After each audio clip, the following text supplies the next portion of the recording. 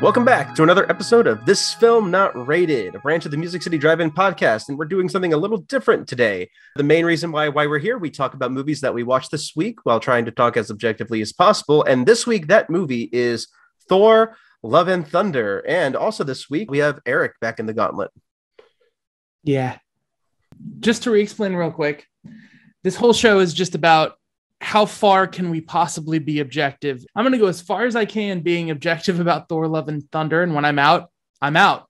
So you'll hear a noise, and that means that I'm done, and I can be subjective, and we just talk openly about the movie. If somebody can ever make it all the way through the 10 questions, you end up in a Hall of Fame as someone who has been objective about a movie, and you get a special secret surprise from us. So I think we're too used to saying 10 questions. It's 15 questions, right? Wishful thinking. I'm procrastinating because I don't want to start. But you know what? I think it's time for us to go ahead and just go into it. I think so, too. First time in the gauntlet and for a while, Eric, is Thor, Love and Thunder a good or bad movie? The requirement right now is that I be completely objective. All right. Thor, Love and Thunder is a sequence of events that compiles the story of Jane Foster's Mighty Thor, that explores the character Gore the God Butcher, and attempts to further develop the character of Thor's identity from what it originally was in some people's eyes, which I won't specify what that is because that's subjective. Yeah. And so that's what it is. But is it good or bad? There are different pieces of the movie that render different responses from me in terms of good or bad. So I can't just say the entire thing is one or the other.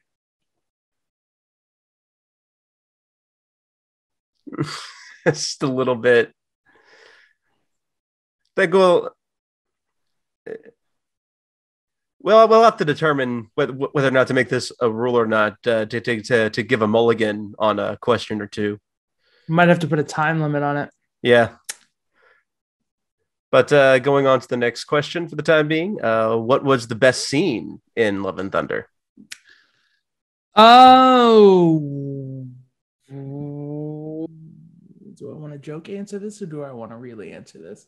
That's up to you. I can't just say the scene that meant the most to me, even though that would be me objectively explaining myself. It's still describing a subjective opinion. So we're not really allowing that either. So how about I say I don't have one. You don't have a best scene is an objective comment, I guess. Mm-hmm. I don't have a best scene. All right. What should be cut from the movie? There is a lot of behind the scenes talk about how much was already cut from the movie and whether or not it was worth being cut.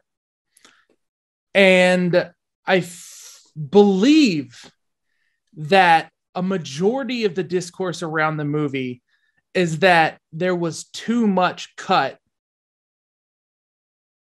in reference to the character arcs and stories about following Jane Foster and Gore the God Butcher. Okay. Who's the best actor in the movie? Christian Bale. I'm out. I should have been out anyways. I should have said like Thor's butt for later, for earlier. I don't know. You know, Christian Bale is hilarious. It's almost becoming like it's sub-memed. His reaction where he says like, oh, I saw one where a big bloke was looking for some stones, but that's like the extent of his MCU knowledge. So he comes into this so hard as just a gritty character actor. And it's not even just him. He credits his makeup team so much. Mm-hmm. And I think it comes down to little details. Like one of the cut scenes apparently was him carving off his tattoos because those were in tribute to his gods. And that's why they're all scarred up for the rest of the movie. See, I would have loved that. I was already thinking this anyway while watching the movie, but like I almost get like a parallel between Gore the God Butcher and Ethan Hawke's character in Moon Knight. Mm-hmm. The way he seems to be acting the character reminded me a lot of how Ethan Hawke kind of developed the character through acting and through talks with Marvel for Moon Knight. Yeah, there's a huge collaboration thing. It's like they're getting more leeway on doing their own ideas and having a little more creative freedom. All of the Thor franchise is sort of, it's like they took this big leap with Ragnarok and was like, the way that we're pitching the character isn't really selling. Why don't you do what you want with it and see what happens? And there's even talk behind the scenes in this on how the relationship between Taika Waititi and Chris Hemsworth was more about Taika pushing him to make the character more himself, his own personality, rather than trying to play up the Shakespearean Odinson, aspects of it. So the worst is the next question. Performance? The worst. Yeah. Who's the worst actor is the next question. So, believe it or not the kid actors. I actually believe you on this one. I'm such a huge fan. Well, I'm going to have to say this in the way that gets a reaction, even though I would usually try and get ahead and dodge this. It's Russell Crowe. Okay. And again, everything about this movie is for some reason polarizing with people. And I get what they did, but comedy is really difficult to pull off. And Russell Crowe has shown, particularly with The Nice Guys, that he can take that like bravado, burly persona and play off of it in a way that he both owns how like aggressive and like he can dominate a room and he can be the butt of the joke. In this, that was just kind of tossed back and forth in your face. And he's just, I think it was John Flickinger that pointed out, he seems like Hedonism Bot from Futurama. I'm thinking of like the gold plating and whatnot. So yeah. I understand that. I actually liked the way that the character Zeus was written. It seemed like true to the Greek mythology that I'm aware of, especially right down to him planning the next god orgy. And you know what? Yeah, like it's not even, I don't think that it's wrong for the story. I don't think the character's written wrong. I literally just think both Russell Crowe has shown he can do better, and there's so many talented comedians in the writer room and on set that I just feel like I should have been laughing more. And I feel like there's more that could have been earned with that. So do you think it's a case of too many cooks in the kitchen for that particular scene, or just not enough development going on? A comedian on tour can tell the same joke 100 times, and in one city he gives it just the wrong timing and the joke doesn't land. Okay. Would this movie work if the main character switched genders?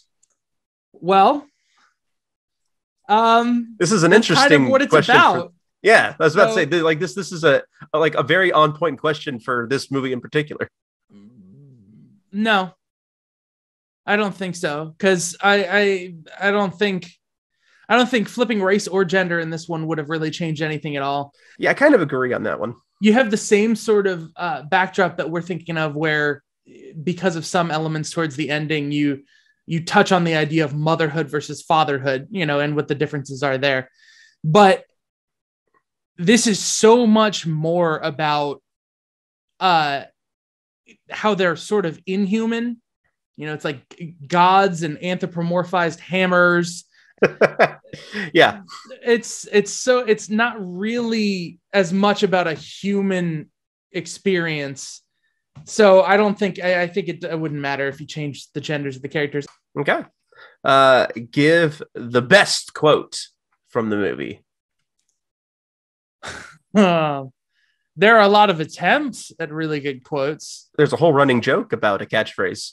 Yeah, except for like Thor's never had a catchphrase. The one that he gives is only, it's context clues that give it a catchphrase, because Star-Lord's like, here it comes. Otherwise you would never know that that's what they're doing. Right. You know what? I think the best quote in the movie, and maybe this will be a running thing for me, is that it's never going to be an actual quote, is when Thor roundhouse kicks a tank.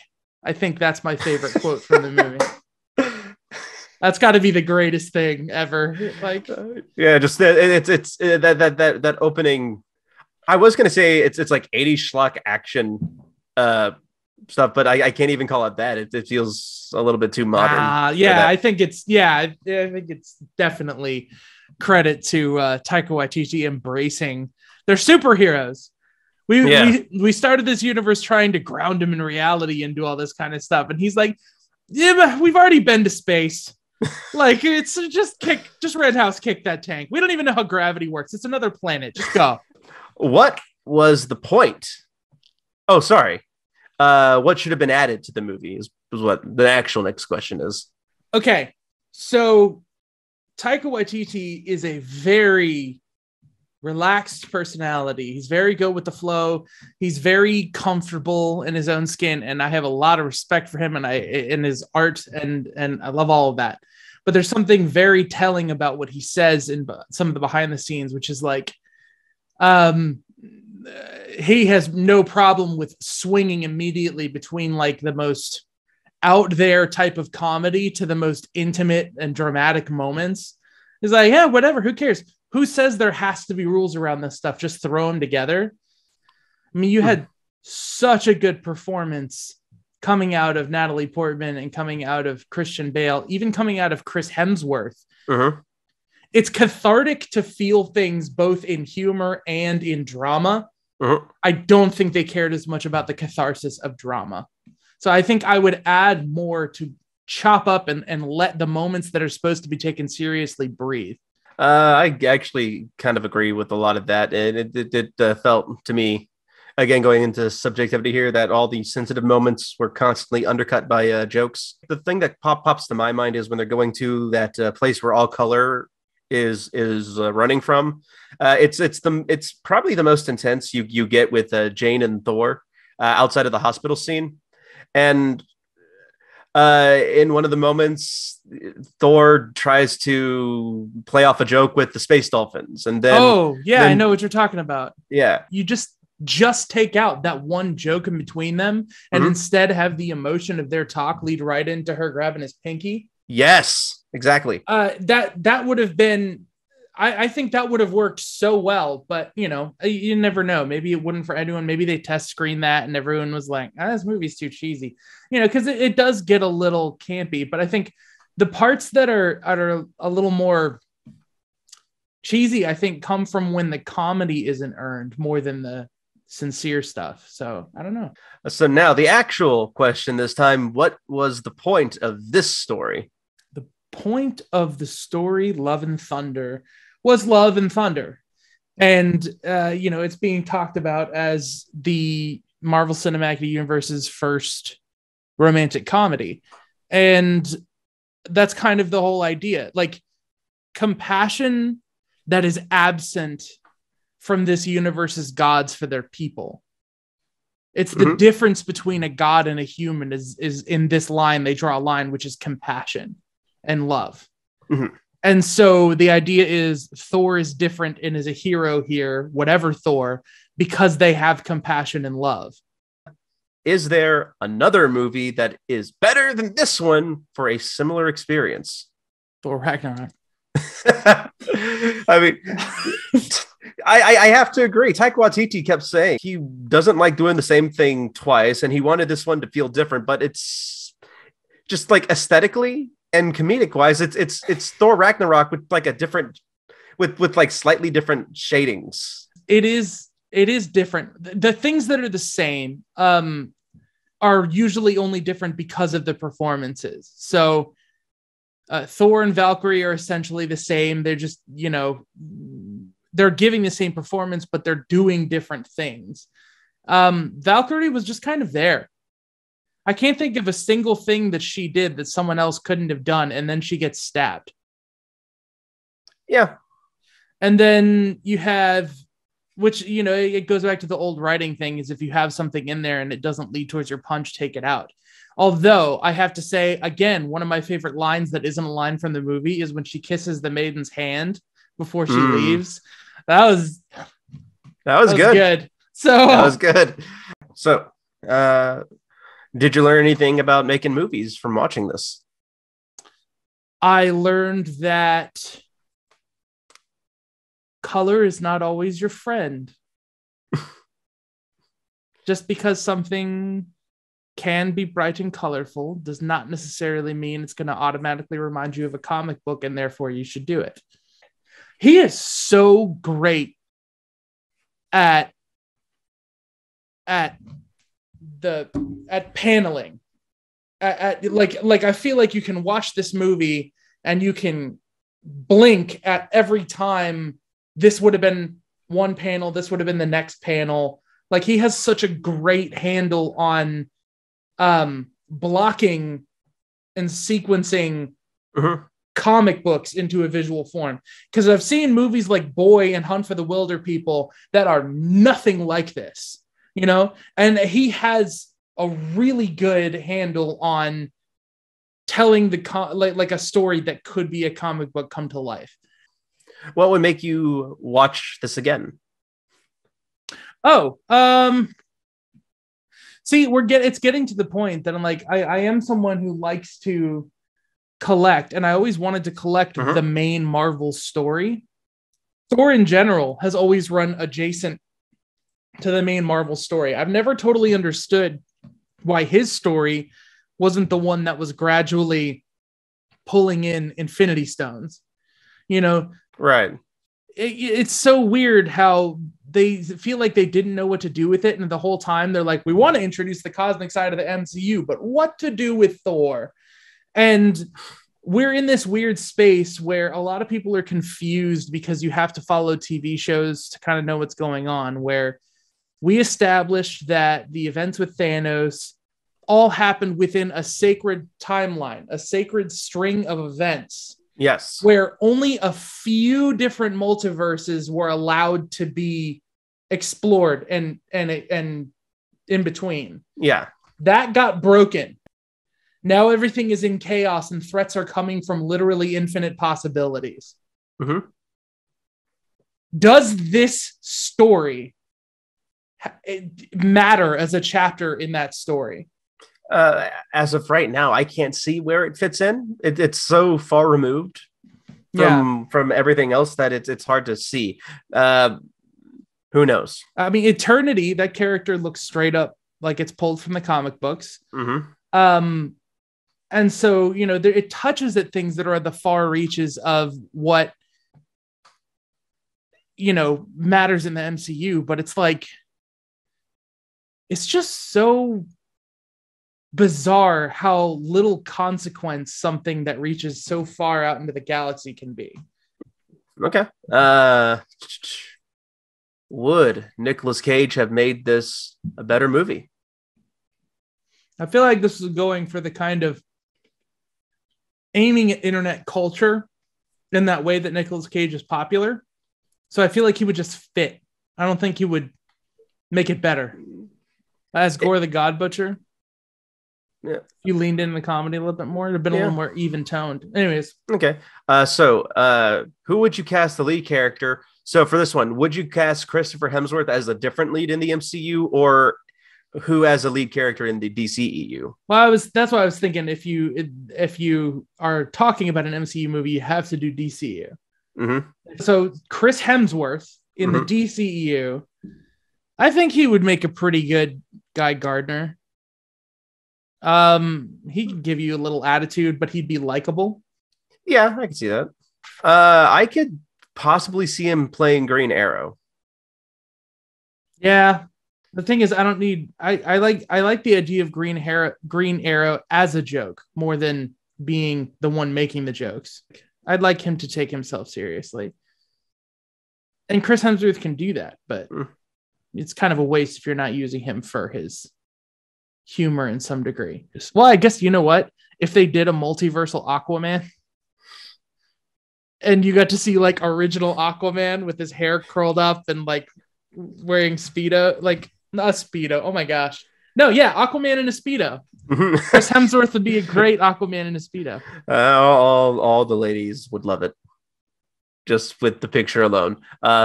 Speaking of love, who would fuck, Mary killed the main character, or I guess bang, Mary killed the main characters. So Gore's infected. I'm not gonna touch that. Mm-hmm. So I guess kill him. The mighty Thor has cancer. Mm-hmm. So you would be single soon. So marry the mighty Thor? No, I want it to come from the heart. Who would I genuinely want to marry? I feel like since the hammers are sentient, mm-hmm. Probably bang Mjolnir and get with Stormbreaker. Like marry Stormbreaker. Okay.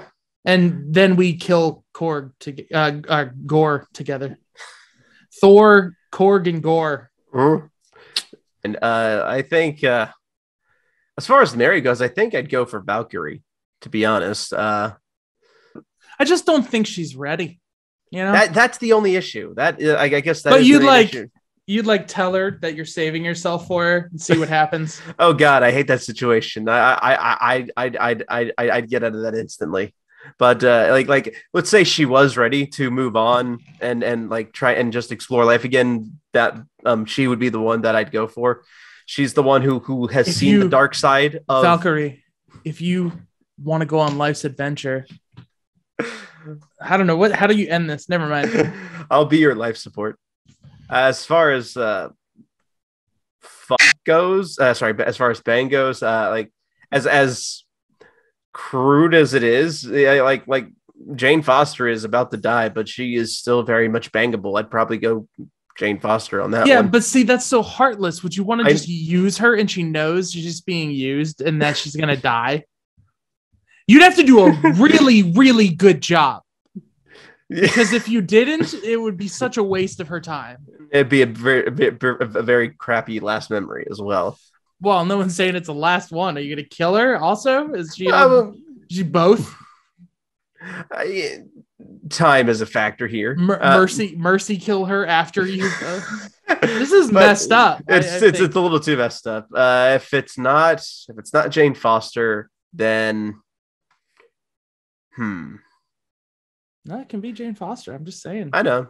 Practice. If it's not her, practice. If it's not her, then it's one of those goddesses sitting next to Zeus. But they're not main characters. No, but they're not main characters. Go for Zeus. Zeus would become whatever you need. That is true. It's actually a really good pick. Actually, Zeus. Go Zeus for bang. He's DTF. It's and DTF. He can become any form of human or animal, any form. He could be the sea. He could literally finish you as the sea and not in the dark drowning way. Right. Like, and then I think the only way about making waves. You know? Then I think the only way you go for kill is you got to kill Gore. I mean, you don't gotta. He's gonna do the right thing in the end, I think. I mean, it takes a lot of convincing on Thor and Jane Foster's part. Actually, no, it doesn't. It's just like it's like a last minute plea after having gone through this whole like mental crusade of gods cannot be trusted and must be killed. That is the big leap. The issue that I think needed to be earned more is the idea that it is a god taking care of a human. You know, she's no longer the mighty Thor at that point. He's literally watching her lay across his lap. So the thing is, it's there is not enough of an excuse to say you earned it. Right.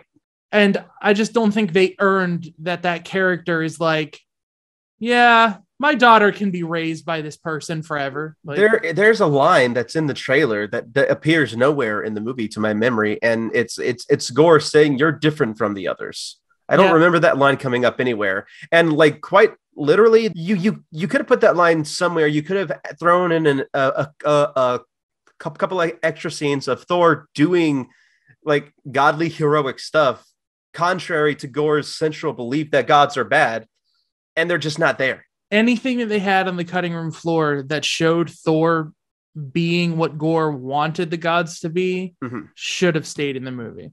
Yes. Yeah, you know, but it's one of those things. It's a simple movie. It's a ride. That's cool. So, you know, that's the end of those gauntlet questions. So, yes. You know, Thor has his biggest muscles to date. He gets nude. They had the most people on set on record when they were filming that. Was he actually nude in that scene? Oh, I don't know about if he had like a body sock or a cup in the front, but you know, Taika Waititi is still an adorable, everyone calls him a genius child, and they still have footage of him napping on set because, you know, making movies is exhausting. Apparently he's a big One Piece fan. He was seen on set wearing a Monkey D. Luffy wanted shirt. But see, I wonder though how much he just like enjoys life. I don't know that he's like an avid wild fan of anything, you know, like I think he grew up and lived in New Zealand, and he's been a comedian, and he's been a writer, and he's been an artist, you know, his whole life. And you can tell when he's passionate about something, and you can tell when he thinks something is just for enjoyment, and he's not passionate about it beyond that. Yeah. And I think that showed a lot in this movie. I understand. Like while I was watching it, it's kind of like a thrilling ride for sure. There were only a couple of sequences that really caught my attention. The big one being the black and white sequence with like the streaks of blue and orange. Yeah, that one I have an intrinsic unfair bias about. It's not easy to, by any stretch of the imagination, to create a sequence of a movie, period. But highlighting parts of the thing and desaturating everything else is so easy. And they're trying to be like, oh, it means something, that it feels like a first-time editor being like, no, but like the parts that are in color is like important. I have very mixed feelings about that, but I want to hear the positive. So it's where the movie looks the most like a comic book come to life for me, with all the extreme angles and the way things are like zooming and like flying in and out of screen. I'm actually going to challenge you here a little bit. Is it where it looks the most comic booky, or is it where it draws the most from a fandom of Japanese anime?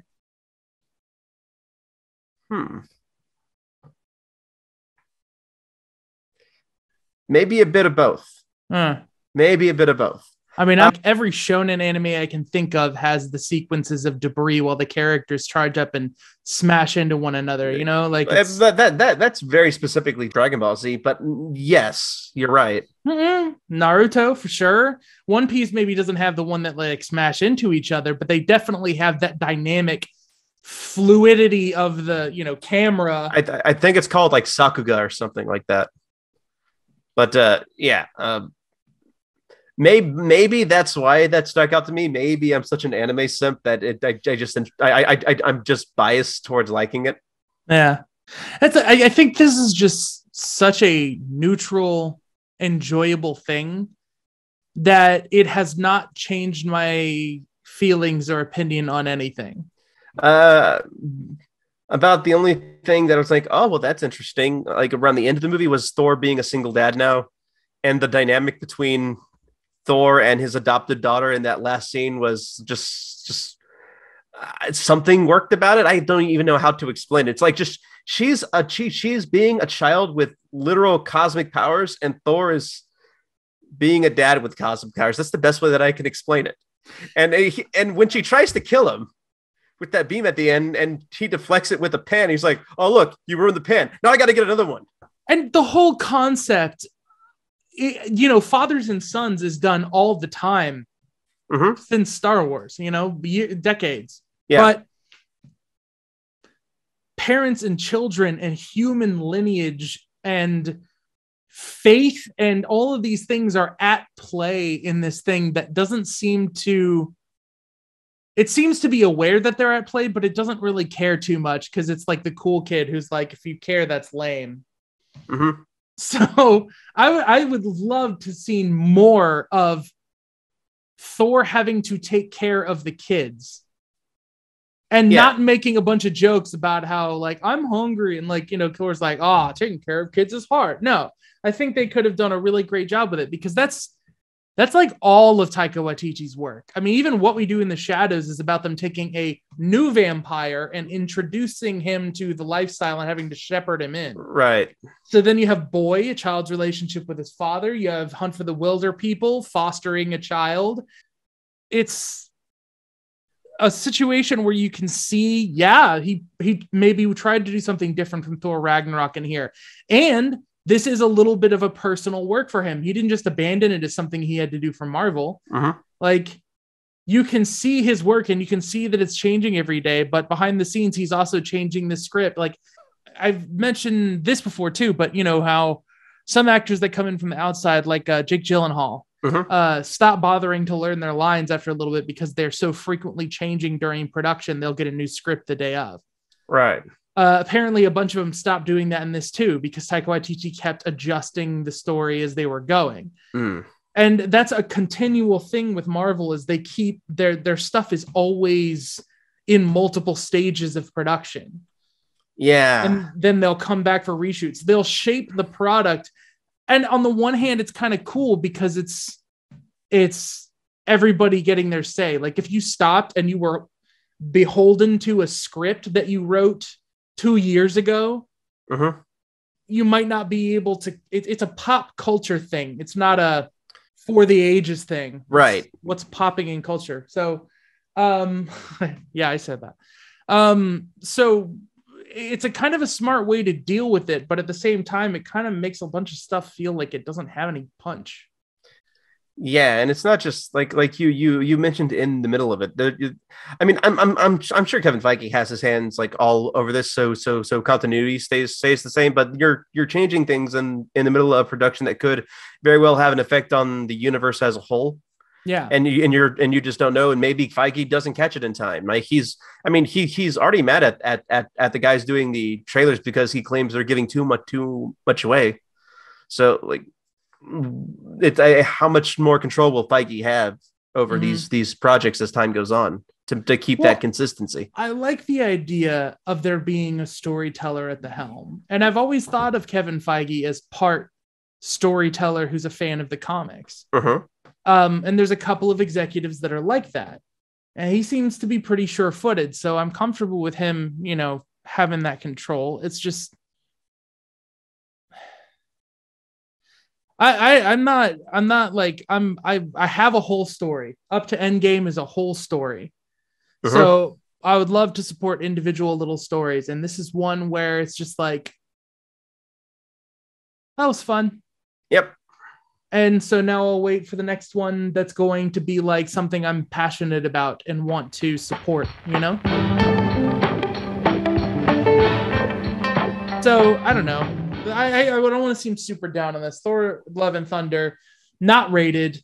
You know, I definitely enjoyed myself. Did you? I can honestly say that I enjoyed the movie. All right. Well, you know, we are TFNR. And that's This Film Not Rated. And you can follow us at TFNRCMEL on Twitter. Yep. I'm Eric. And I'm Curtis. And Ricky, if we seem bored, I'm sorry, but tell us what you think so that we can possibly put this up as a video thing. Is this almost over? Check the time stamp thing.